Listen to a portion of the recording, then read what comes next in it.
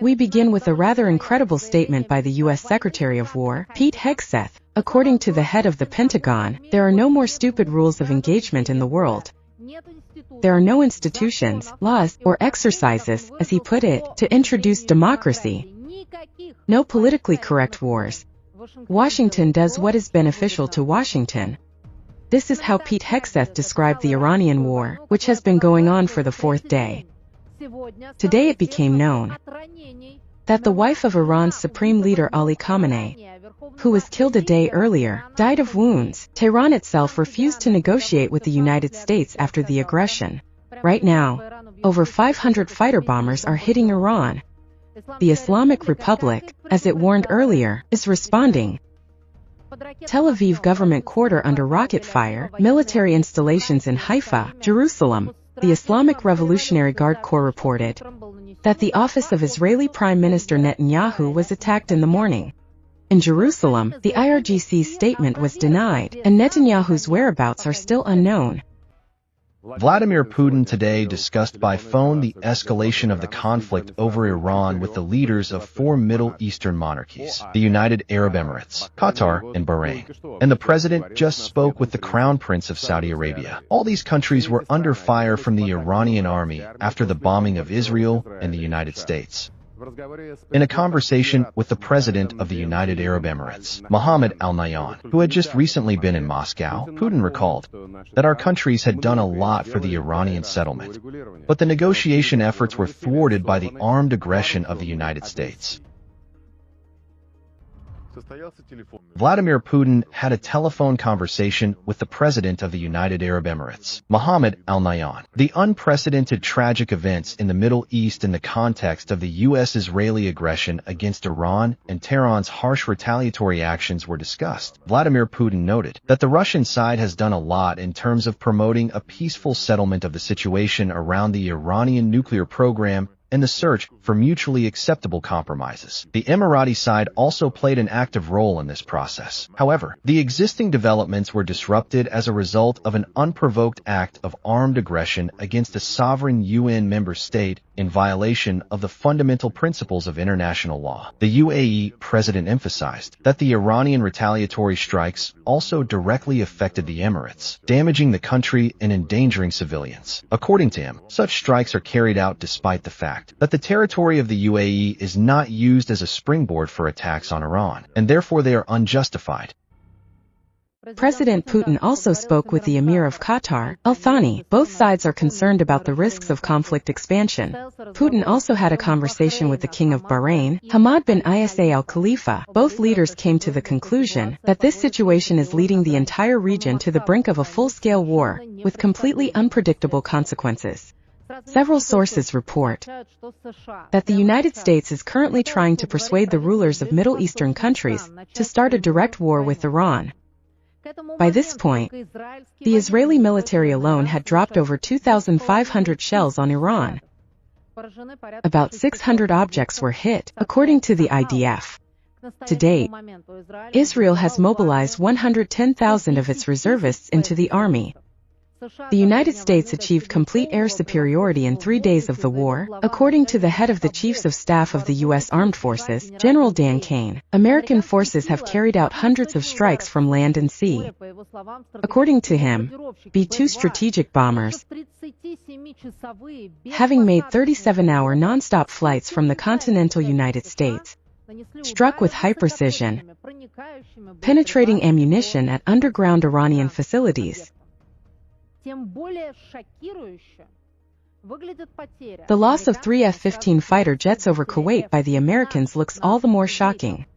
The reason is as follows. Kuwait's air defense systems mistakenly identified the American planes as targets and shot them down. The New York Times confirms that 6 U.S. military bases were damaged after Iranian strikes in Iraq and Kuwait. The headquarters of the U.S. Fifth Fleet in Manama, the capital of Bahrain, as well as the port in Dubai, which was used by the Pentagon, were hit. According to the latest information from the IRGC, Iran has attacked 60 strategic targets and 500 military posts of the United States and Israel, firing more than 700 drones and over 100 missiles. So, after the Israeli-American strikes on Iran, oil and gas prices rose today. As expected, they soared. Iran's blockade of the Strait of Hormuz, which is the most important energy artery in the world, has provoked panic oil purchases in the markets. Oil is rising in price by 8%. The price of Brent exceeded $80 per barrel in the afternoon. Analysts warn that this is just the beginning.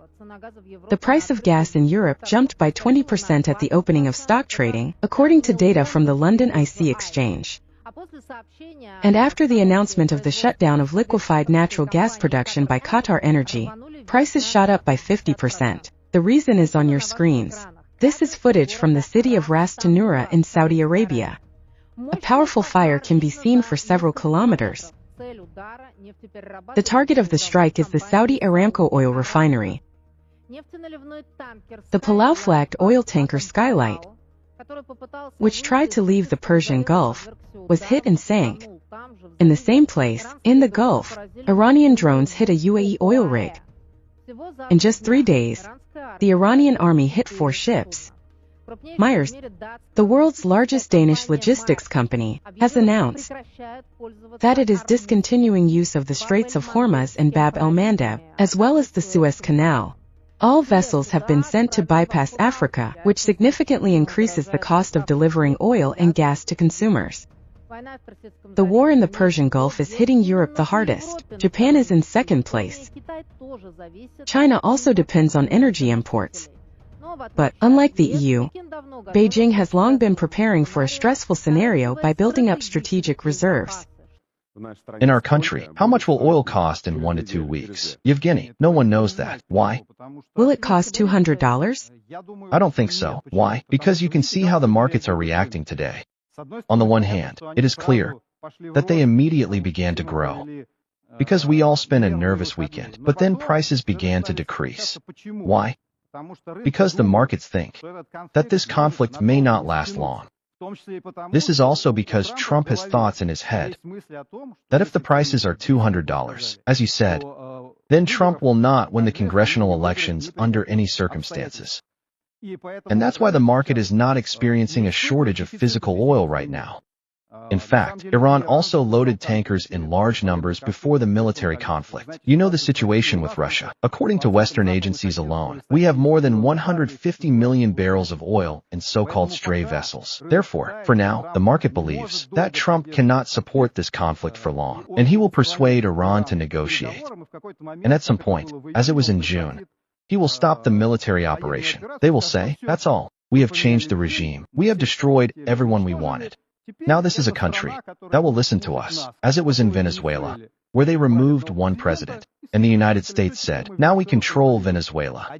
A separate question is how it will actually be. Today, the market does not believe in a protracted conflict. It is possible that the market still thinks that Trump is a relatively rational politician. Personally, I doubt this more and more. Therefore, it is difficult to really answer the question of how much oil will cost. It all depends on how long this story is going to be. As you can see, Iran has nowhere to retreat to. So far, by the way, Iran has not officially closed the Strait of Hormuz. But, nevertheless, every day, and today another tanker caught fire. I think Iran has no other arguments. And it is generally possible to understand it.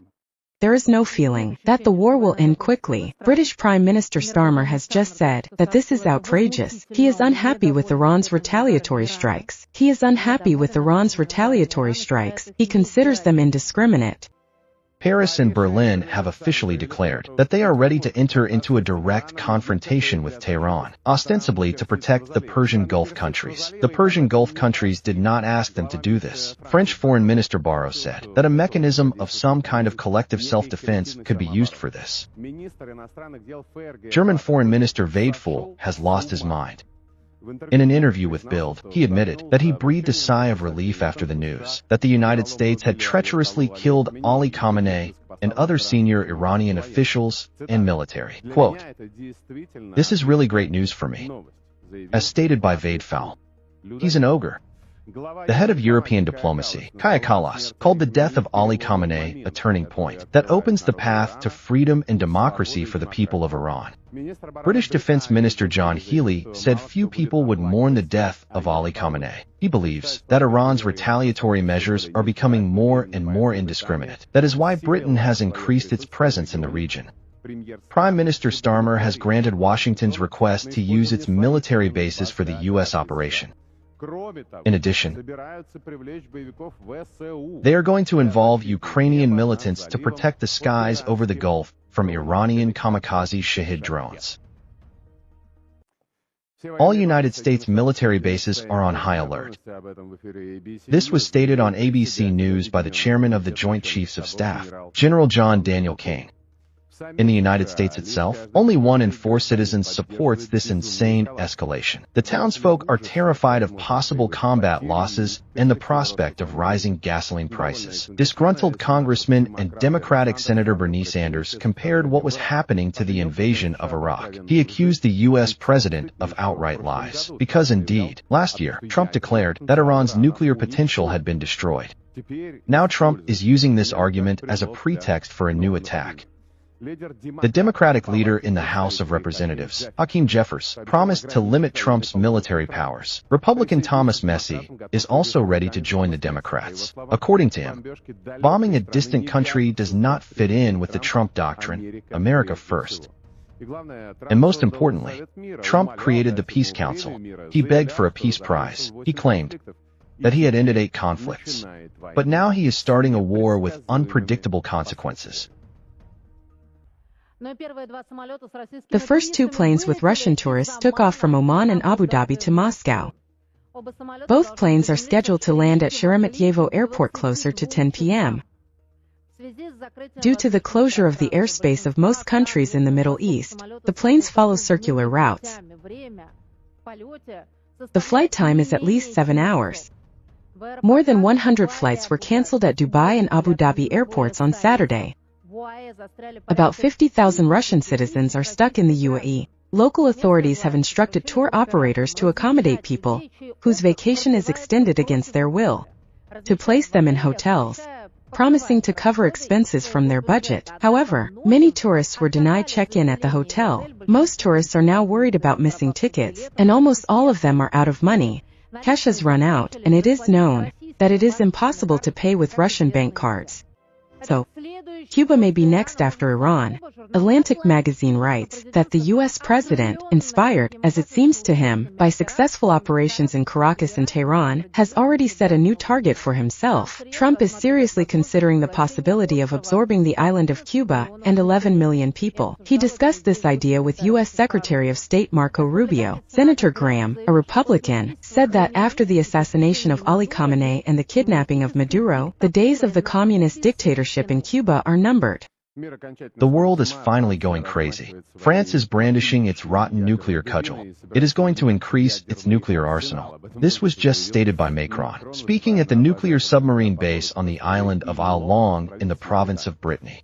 The French president, standing against the background of a missile submarine, announced plans to update the national nuclear doctrine, which from now on can be considered, as he said, advanced. The Fifth Republic, according to Macron, is ready to cover all allies in Europe with its nuclear umbrella. Macron said that French nuclear weapons are powerful and effective, and anyone who dares to strike France should be aware of the exorbitant costs that will follow. Of course, he was referring to Russia. Dear friends, I kindly ask you to like this video and subscribe to my channel. Thank you.